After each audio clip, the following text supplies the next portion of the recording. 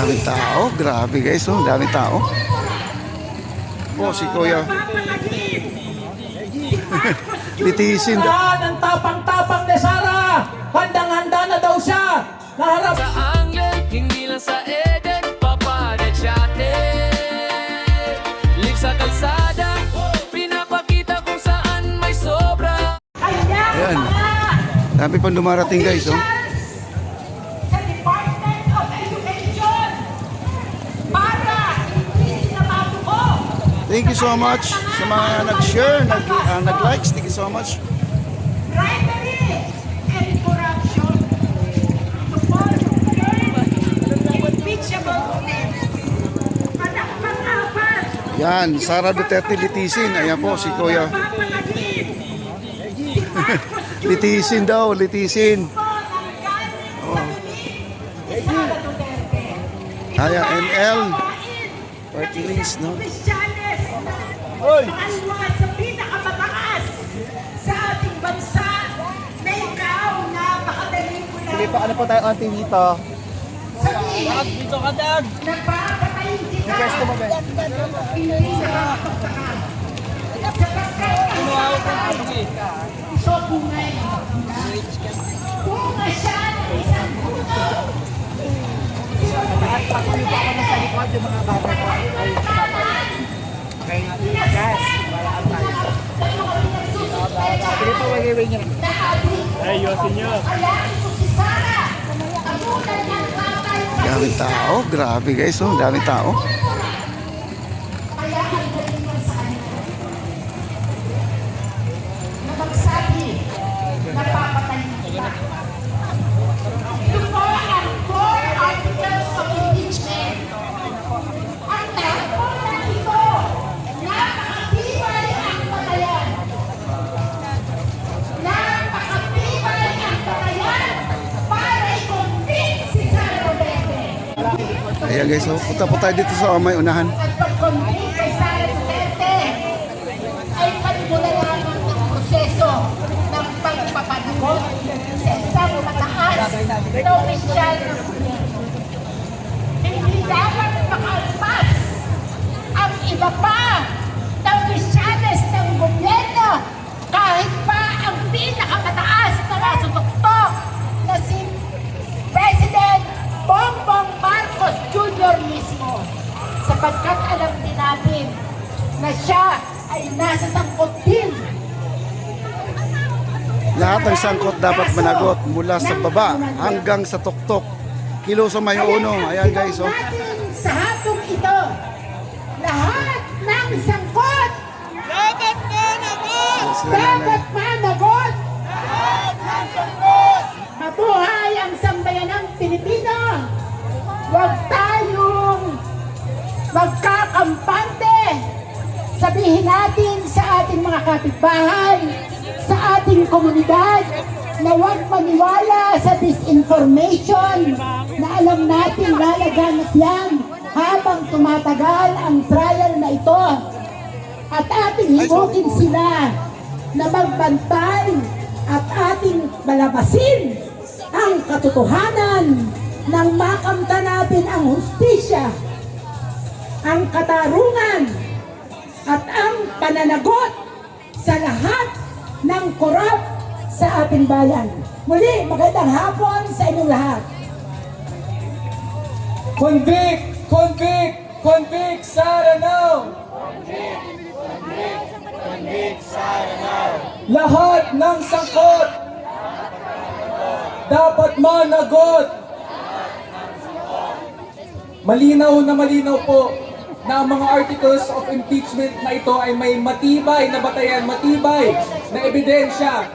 Kaya ang panawagan natin ay ilabas na, ilantad na ang lahat ng ebidensya sa mga ito. Ilabas na natin ang lahat ng ebidensya para singilin at panagutin na si Sara Duterte. Sa puntong ito, mga kasama, mga kababayan, ay makakarinig po tayo ng mga pahayag. Ang mga flags po natin, pakigilid na lang po bago tayo magpatuloy sa ating programa. Sa puntong ito, tinatawagan po natin si Ka Jerome Adonis mula sa Kilusang Mayo 1. lahat ng sangkot,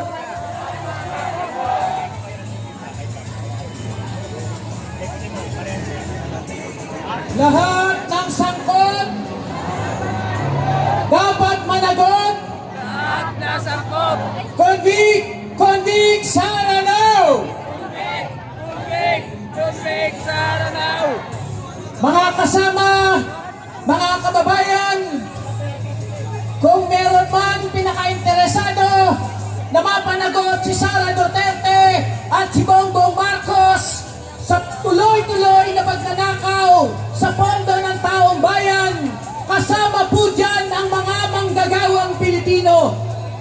Kami po ay napakababa ng sahod, pero biktima kami ng napakalaking korupsyon ng gobyerno ni Marcos Jr. at kay Sara Duterte.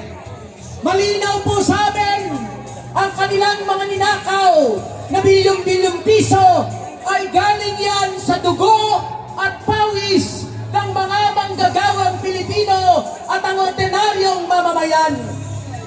Mga kasama, mga kababayan, kung bakit po may nagaganap na trial ngayon sa Senado, yan ay bunga ng tuloy-tuloy nating pagsisikap, tuloy-tuloy na pag-i-expose, tuloy-tuloy na pangangalampag at paghahanap ng accountability sa mga ninakaw na pondo sa taong bayan.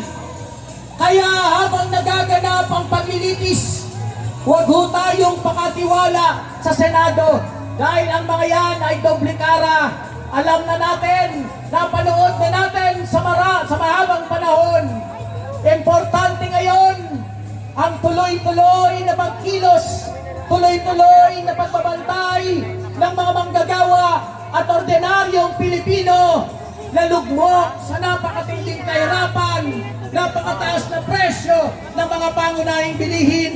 Marami sa atin ay walang trabaho, pero ang mga opisyal ng gobyerno ay nagpipiesta sa pagnanakaw mula sa ating dugo at pawis sa pamamagitan ng pagkolekta ng tax. Mga kasama at mga kababayan, importante din ay paliwanag natin sa ating mga kababayan na hindi lang simple tayong naghahanap ng accountability. Araw-araw na-expose sa ating lahat na bulok ang sistema, bulok na bulok ang kumakatawang sistema, bulok na bulok ang mga burokrata kapitalista, at habang hirap na hirap ang mga ordinaryong manggagawa at mga Pilipino. Kaya po, kasama ninyo ang mga manggagawang Pilipino, kasama ninyo kami at ang ordinaryong mamamayan sa pagbabantay at paghahanap ng katarungan, pagpapanagot sa lahat ng korap, lalong-lalo na itong si Sara Duterte na pa-deny pa. Noong nakaraan, ang tapang-tapang ni Sara, handang-handa na daw siya na harapin ang kanyang kaso. Pero narinig niyo ba ang balita? Dadalo ba si Sara sa trial sa Senado ngayong araw? Dadalo ba si Sara? Hindi. Dahil si Sara Duterte ay duwag, bahag ang buntot. Dahil alam niya na guilty siya sa pagnanakaw sa pondo ng taong bayan. Kaya po, tuloy-tuloy tayong manawagan, tuloy-tuloy tayong kumilos para sa katarungan, para sa pagpapanagot, at sa kabilang banda, ilantad natin ang nabubulok na agnas na sistema na malakolonyal at malapyudal na kinakatawan mismo ni Bongbong Marcos at ang kanyang mga alipores. Kaya mga kasama, isigaw natin lahat!